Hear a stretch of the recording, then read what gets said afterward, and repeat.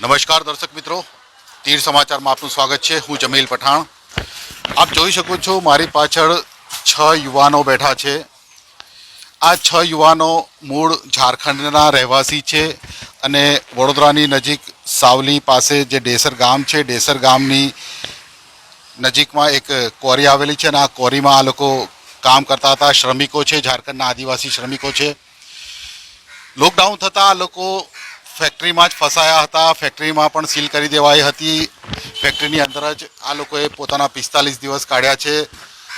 ક્યારેક ખાવાનું મળ્યું છે તો ક્યારેક ભૂખ્યા પણ રહેવું પડ્યું છે। તેમનું સાથે આપણે વાત કરીશું। क्या नाम है आपका? मुन्ना सिंह। मुन्ना भाई, ये बताइए आपकी जो भी पूरी दास्तान है, कहाँ के हो, कहाँ जा रहे हो, कहाँ काम करते थे, क्या स्थिति थी आपकी? मेरा गढ़वा जिला घर है।